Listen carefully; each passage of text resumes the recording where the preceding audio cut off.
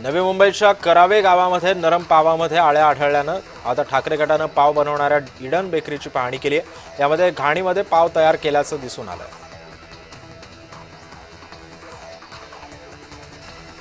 नवी मुंबई विमानतळावर ऑक्टोबर अखेरीस तिकीट विक्री सुरू होणार आहे। नागरी हवाई वाहतूक महासंचालनालयाचा परवाना देण्यात आला असून आता सुरुवातीला काही दिवस सकाळच्या पहिल्या काही तासामध्ये 8 ते 10 विमानांचं उड्डाण होईल। यानंतर आता दर तासाला 20 ते 30 विमानांचं उड्डाण करण्याचे नियोजन करण्यात आलं आहे। दादरच्या प्लाझा इथं टेम्पोनं बेस्टला दिलेल्या धडकेमध्ये 4 जण जखमी झाले तर एकाचा मृत्यू झाला। रविवारी रात्री वरळी डेपोहून प्रतीक्षानगरला जात असताना हा अपघात झाला। पुण्याच्या पिरंगुटमध्ये स्कूल बसनं कारला जोरदार धडक दिली आहे। या अपघातामुळे वाहनांच्या लांबच लांब रांगा लागल्या, त्यामुळे आता सकाळी कामावर जाणारे पुणेकर खोळंबले होते।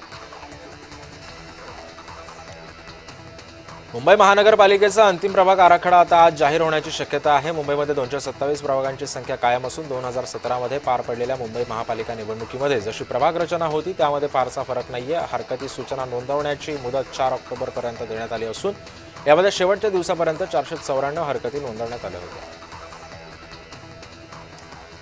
पुणे पोलिसांनी गुंड निलेश घायवळच्या घरी आता छापेमारी केली आहे। यामध्ये घायवळच्या घरी गोळ्या आढळून आलेल्या आहेत तर काडतुसांच्या या 4 रिकाम्या पुंगळ्या सुद्धा सापडल्यानं खळबळ माजली।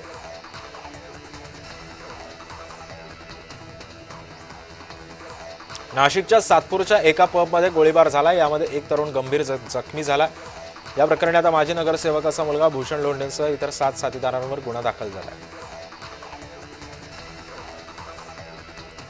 खासगीकरणाविरोधात राज्याला 20 कर्मचाऱ्यांनी पुन्हा एकदा संपाचा इशारा दिलाय। त्यामुळे महावितरण, महापारेषण आणि महानिर्मिती या तीनही कंपन्यांमधील विविध कामांच्या खासगीकरणाविरोधात आता आवाज उठवला जातो। विधानसभा निवडणुकीच्या आधीपासूनच कल्याण शिळ रोडवरती कल्याण तळोजा मेट्रोचं काम सुरू आहे। या दरम्यान रविवारी संध्याकाळी मेट्रोचा एक खांब झुकला होता। हे लक्ष देताच 3 क्रेननं खांबाला आधार देण्यात आला आणि वाहतूक पोलिसांच्या सतर्कतेनं मोठी दुर्घटना सुद्धा टळली आहे।